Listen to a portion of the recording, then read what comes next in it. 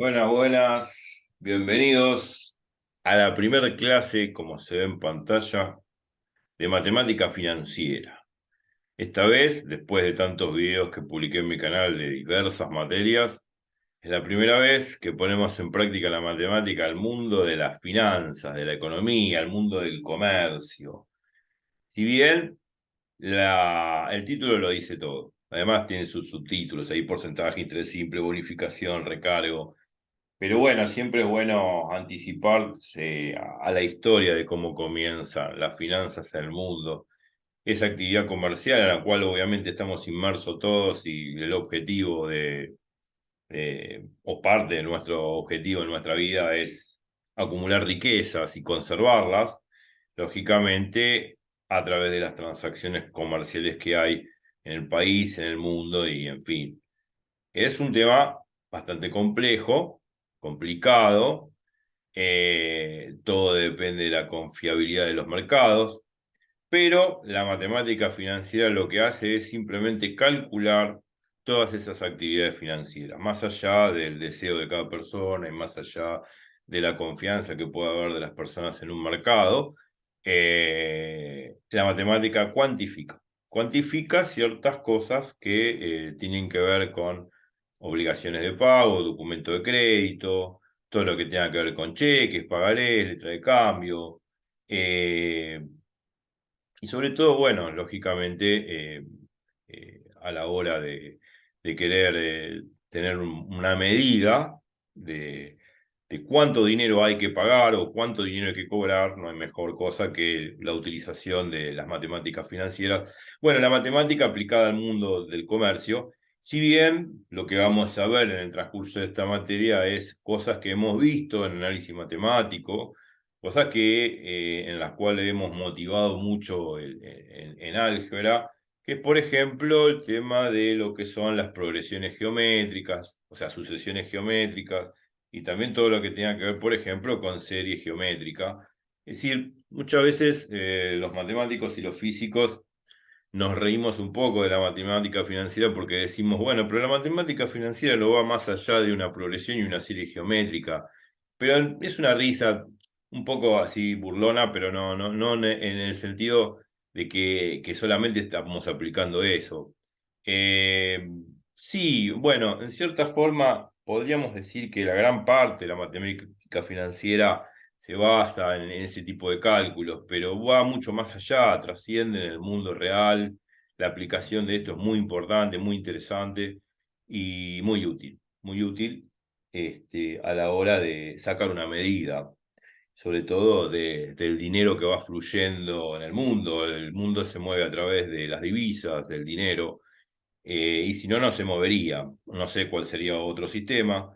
Si en viejas épocas no era el dinero, si no eran justamente el trueque, o sea, las pertenencias, los activos, y antes el mundo vivía de trueque.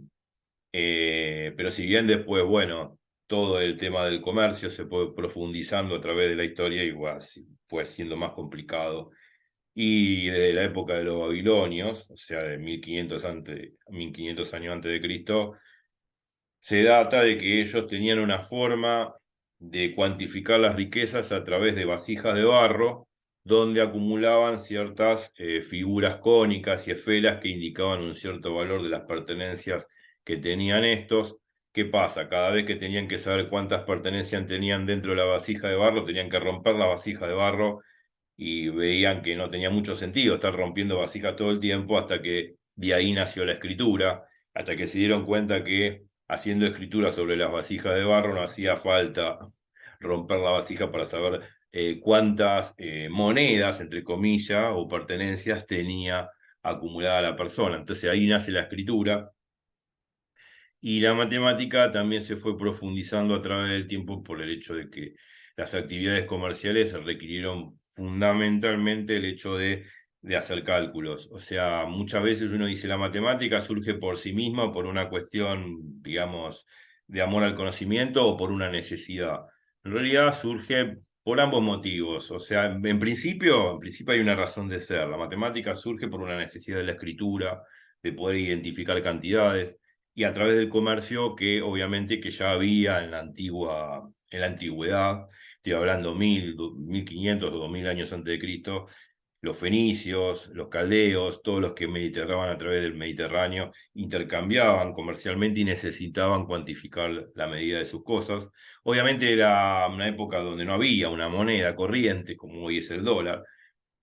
Había un trueque de mercancías que deambulaban por todo el Mediterráneo, Asia Menor, y ya hacia el primero antes de Cristo estaba la famosa ruta de la seda, que sería la conexión de China con India, de China con Europa, aunque era más difícil llegar obviamente a esas regiones. Es un poco de historia también de lo que fue sucediendo también. Así que bueno, si bien el título es este, acá está mi nombre, mi mail y el teléfono. Porcentaje, interés simple y bonificación y recargo es el primer Beamer. Este logo que está acá atrás, medio así transparentado, es el logo que se utiliza hoy internacionalmente en todo lo que es el mercado financiero. Obviamente esto lo encontramos en la web, no es que yo lo haya inventado, es el logo que internacionalmente se encuentra de todo lo que tenga que ver con el mundo económico y financiero, para que más o menos lo sepa. Bueno, a ver, vamos a ver si podemos avanzar con el Beamer, y si bien estamos haciendo una reseña histórica que me parece interesante. Siempre uno tiene que saber de dónde provienen las cosas, cómo fue surgiendo todo. A ver si puedo ir bajando. Bueno, un poco de historia, dicen las preliminares. La necesidad de conseguir dinero por adelantado es tan antigua como la civilización. Sí, vuelvo a repetir, el dinero no existía, era el trueque, pero después sí empezaron a surgir monedas de oro, por ejemplo, el Imperio Greco-Romano, ya existían monedas de oro y de plata con la insignia del emperador. Obviamente había un estado férreo que obviamente dominaba ciertas regiones, y con esa dominación política y militar hacía de que sus monedas, su moneda de metales preciosos valiese, y obviamente deambulaban en Europa. Bueno, a ver, vamos a seguir bajando porque podría estar hablando un montón de tiempo, pero quiero saber qué puse también en el Beamer. El origen de los préstamos comienza remotamente en la antigua 3000 años antes de Cristo, en la antigua Mesopotamia, civilizaciones a la orilla del Éufrates y Tigris, los caldeos, los sirios, los arameos, o sea, hay un montón de civilizaciones de aquella época. Y el préstamo es todo un tema. El préstamo era, obviamente, viene de la palabra prestar, de dar una determinada cantidad de suma riquezas o una determinada cantidad en este caso, dinero, o pertenencias de algo, pero en principio fue entre las familias, entre amigos, y también entre los poderosos dentro de la nobleza. Pero préstamos que en principio no tenían ningún recargo. O sea, cuando quiero decir un recargo, no tenía ningún interés detrás de ello. Si bien hoy sabemos que cualquier préstamo de dinero, ¿no? Efectivamente, es un préstamo que uno le da un cierto capital, un préstamo C, a una persona, pero a la hora de devolverlo, el prestador le dice al prestatario, podríamos decir que la persona que recibe ese capital, que se lo tiene que devolver con un cierto interés. Es lo que pasa hoy en día, lógicamente. Los préstamos que puede otorgar un banco o una entidad financiera no van a ser simplemente un préstamo y devolver el mismo dinero. Se devuelve el mismo dinero que prestó más un cierto recargo que es a través de un interés. Hoy en día todas las finanzas se mueven a través de intereses. Cuando trabajamos, obviamente, cuando compramos con tarjeta de crédito, obviamente, las tarjetas de crédito no es que si nos hacen 10 o, digamos, 3 4 5 10 12 cuotas, las cuotas no son sin interés. Algunas sí son sin intereses, pero la mayoría cuando uno generalmente compra en cuota, con tarjeta de crédito, hay un recargo a través de los intereses, porque, obviamente, porque yo no voy a desembolsar una cifra sideral a la hora de la compra. Supongamos que quiero comprar, no sé, lo que sea, un coche, 1.000.000 de pesos, no tengo acá 1.000.000 de pesos. Bueno, pero lo puedo ir pagando en cuotas, sí. Lógicamente las cuotas significa que la puedo pagar en cuota, pero hay un cierto interés a la hora de la compra. Porque si, y el interés a qué se debe, y se debe a que yo no estoy pagando todo el dinero que me piden, sino lo voy pagando en cuotas, y obviamente el interés tiene que ver con el tema del uso del dinero, o sea, tiene que ver con la facilidad de pago, o sea, está bien, yo te lo divido en cuotas, pero te cobro un interés. Es muy fácil entenderlo. Obviamente hoy vivimos en este mundo y sabemos lo que es el interés, sabemos lo que es un préstamo, es fácil de entender esto que estoy diciendo. Y acá lo dice, es el capital prestado y es el interés a devolver. Bueno, en principio fue así entre familiares, pero entre los nobles después y los grandes, digamos, entre la nobleza, podríamos decir, entre los nobles ellos también se prestaban, también con un cierto interés, pero guarda con el tema del interés. Acá viene un tema picante dentro del préstamo. El préstamo en principio fue un préstamo sin intereses, pero después, a lo largo de la historia, el préstamo era a través de un cierto interés. Interés, obviamente, devolver el capital más un cierto interés, que es el recargo del que yo estoy hablando. Estos fueron muy utilizados por los griegos en 1200 a.C. y por los romanos en 700 a.C., aunque estos últimos impusieron legislaciones estrictas respecto a los préstamos para no caer en la usura. Este tema de la usura es un tema picante, eso es lo que estoy tratando de decir, y fue muy cuestionado durante la Edad Media también. Ahora vamos a ver. En la usura y en el abuso de los intereses a cobrar, cayendo en el impago de la deuda y terminando como pena en la esclavitud. Lo que pasaba justamente que los romanos, que son los fundadores del derecho romano que hoy conocemos, permitían el tema del préstamo, pero con cierta rigurosidad, con cierta una ley, una normativa en la cual hacía de que los intereses no pasasen a ser una usura. O sea, a un tipo yo no le voy a prestar dinero y le voy a cobrar 90% de interés, casi le estoy cobrando el doble de lo que le estoy prestando. Eso sería usura, o sea, cobrar de más de lo que debería cobrar. Y lo que hacía el Imperio Romano, con su derecho romano, era legislar a través de su justicia el tema de la usura. O sea, de decir, de permitir el préstamo, pero no caer en la usura, porque lógicamente si el tipo, digamos, el acreedor, el prestamista, le daba cierta suma de dinero al prestatario, por así decir, y él no podía, a la hora del pago, ¿no? Después de un cierto tiempo, no podía volver digamos, a pagar ese dinero, porque era exorbitante los intereses que le cobraban, lógicamente caía ya en una usura y no terminaba pagando la deuda. Y la pena de no pagar una deuda en la época de los romanos era la pena de la esclavitud. Este, entonces regulaban las actividades, en ese caso del préstamo, a través de leyes. Bueno, después, llegando a la Edad Media, las cosas fueron cambiando. Porque el Imperio Romano, lógicamente, no subsistió. Sabemos que el Imperio Romano de Occidente, digamos, el Imperio Romano se dividió en dos imperios, el Occidente y el de Oriente. Obviamente prevaleció el de Oriente.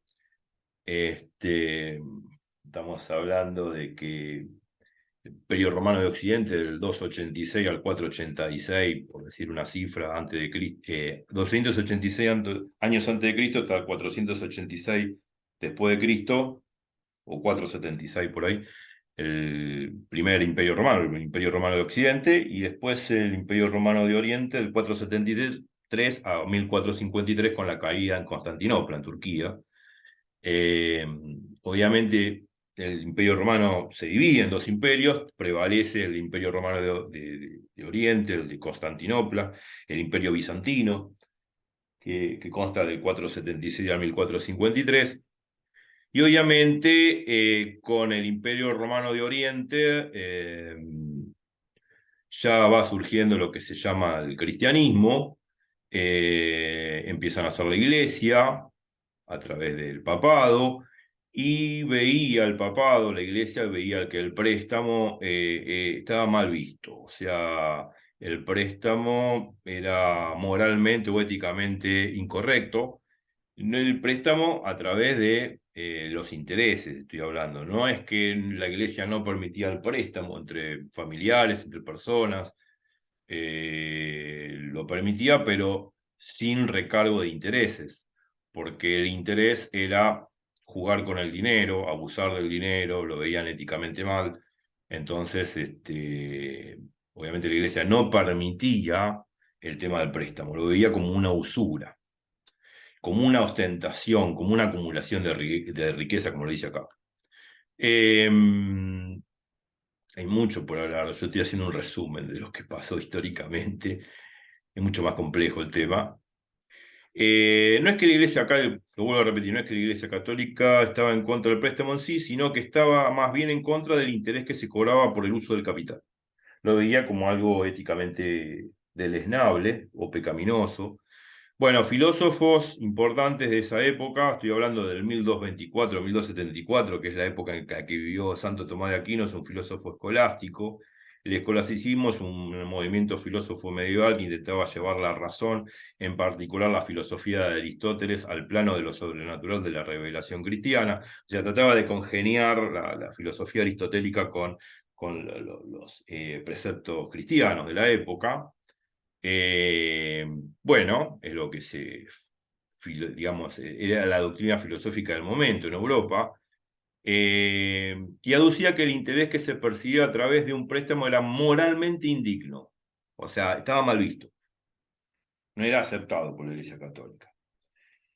Pero el mundo cristiano, si bien no aceptaba el préstamo el préstamo con intereses, lógico, había dentro del mundo, no eran todos cristianos, estaban obviamente los que la iglesia decía herejes, los que no, infieles, podríamos decir, los que no pertenecían a ninguna religión, que sí estaba permitido dentro de ese ámbito, y también la Torá judía permitía el tema de los préstamos.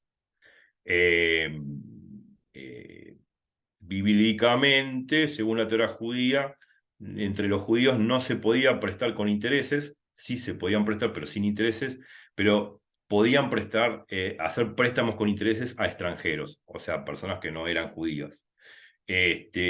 Por eso esa mala reputación que ganaron de usureros, y que, bueno, de que el judío en esa época, pues las sectas judías eran los primeros prestamistas que aparecieron en la historia, fueron ellos, permitían el tema del préstamo con intereses. En cambio, el cristianismo y el islamismo estaban en contra de eso. Acá lo dice bien todo. Pero hoy por hoy, digamos, podemos decir, eh, no es usura el tema de la financiación, no es usura el tema de los intereses. Quizás, si bien los infieles, los herejes, los judíos eran muy perseguidos por la Iglesia Católica, sobre todo por el tema de que hacían actividades comerciales que eran no permitidas por la Iglesia en esa época, fueron los pioneros, sí, de lo que se llama hoy el mundo de las finanzas y el mundo de los préstamos. Hoy por hoy, bueno, si no hubiese sido por ellos, hoy por hoy no hubiese seguido también el tema del mundo financiero, porque hoy por hoy las finanzas son fundamentales, el tema del préstamo es fundamental. Hoy las actividades económicas se manejan a través de créditos, y hoy nosotros mismos como personas físicas, si tenemos que pagar mucho dinero para hacer una compra, siempre buscamos una cuestión de pagar en cuotas, algún crédito, como que nos puedan de alguna manera garantizar el tema de la compra. O sea, si compramos financiado, obviamente van a cobrar un recargo a través de un interés, pero siempre buscamos eso. Por eso hoy en día préstamos e intereses que se cobran por ciertas actividades financieras está bien visto. Estos fueron los primeros tiempos de la humanidad en cuanto a lo que tenía que ver con los préstamos en esa época. Bien. Eh, bueno, estoy hablando de una novela sumamente interesante que es este. Este libro hay que leerlo. Toda persona que estudie económica tiene que leer este libro. Mercaderes y banqueros de la Edad Media, de Jacques Le Goff. Acá puse acá la dirección, si uno lo quiere copiar, agarra, hace copy-paste y lo busca. Un libro interesantísimo, muy interesante. Creo que hay una película de Al Pacino también, si no me equivoco, sobre mercaderes y banqueros de la Edad Media, que trata cómo fue el comercio activándose a través digamos, de todo de este tiempo, digamos, a través de la historia, digo, sobre todo la Edad Media. En la Edad Media, como los mercaderes, el mercader bizantino, el mercader italiano, el mercader asiático, que sería el mercader de los Países Bajos, el mercader bueno, países como Holanda, Bélgica, Alemania, Dinamarca. fueron los primeros mercaderes que fueron activando la economía en Europa, más allá de las cruzadas y las guerras que había entre cristianos y musulmanes. Eso fue un momento épico solamente, pero a pesar de todo no hay mal que por ahí no venga. Más allá de las guerras que hubo entre cristianos y musulmanes, el contacto comercial fue muy fluido y por eso existían lo que se llamaban los mercaderes errantes que deambulaban digamos, en toda Europa, Asia Menor, también hacia China, ¿no? Por el famoso camino de la seda, como digo yo, la ruta de la seda. Y bueno, había esos intercambios comerciales fueron muy fluidos. O sea, el mercader italiano le debe muchísimo a- al, al Imperio Romano de Oriente y también al mundo árabe, porque ellos también comerciaban muchísimo con esas regiones. Y hoy por hoy, históricamente, se tiene muchísima documentación sobre el tema de lo que tiene que ver con los mercaderes italianos, pues hay mucha documentación al respecto. Bueno, este libro lo tienen que leer. Y puedo pasarme toda la tarde leyendo. Acá lo tengo acá al costado, ¿no? Jacques Le Goff. Es un librito muy lindo. A ver si lo puedo poner en pantalla si se ve. ¿Se ve acá? Sí, se ve, se ve, se ve. Bueno, acá está, es de la editorial Eudeva, muy bueno, un lindo libro. Este libro lo tiene que leer cualquier persona que estudie economía. Economía, bueno, para contador, actuario, pero todo un panorama de cómo fue surgiendo todo el comercio en Europa a través de la Edad Media, y bueno, obviamente que después fue consecuencia de todo lo que pasó en la Edad Moderna, pero es muy interesante porque trata el tema de cómo surgieron, por ejemplo, el tema de las famosas ferias que había alrededor de los grandes castillos de los señores feudales, el famoso buhonero, que era el que vendía baratijas, hasta el mercader más poderoso, bueno, obviamente comerciaba con otras regiones de Europa y con regiones del Asia Menor y con regiones correspondientes al Mar del Norte, qué sé yo, cómo surgió la letra de cambio, cómo surgió el seguro, cómo surgió la inflación también. Habla sobre, por ejemplo, las monedas de oro que se raspaban, digamos, en los cofres. Obviamente los mercaderes tenían monedas de oro y las monedas de oro, ¿qué pasaba? Al estar todas juntas, friccionaban unas con la otra, se raspaban unas con las otras y producían limaduras de oro. Y con esas limaduras de oro que sobraban dentro del cofre, acuñaban nuevas monedas. Y ahí nace la inflación, ese es el concepto inflacionario, de producir monedas con otras monedas. Con las mismas monedas producían nuevas monedas. Y ahí nace el concepto de inflación. Este libro lo explica muy bien. No sé exactamente en qué capítulo está, pero habría que leerlo. Y habla todo, o sea, habla de cómo fue surgiendo todo, un estudio muy profundo de todo lo que tenga que ver con el comercio. Habla también del préstamo, que estaba mal visto por la iglesia, si bien, digamos, la Torá judía lo aceptaba, el Islam tampoco lo aceptaba, el tema del préstamo. No sé si habla de Santo Tomás de Aquino, pero bueno, sí, tiene que ver. Santo Tomás de Aquino era un filósofo aristotélico escolástico que hablaba en contra del préstamo. Bueno, es hermoso. Este libro es para pasarse toda una tarde leyéndolo, pero así que lo recomiendo. Ahora sí, vuelvo este,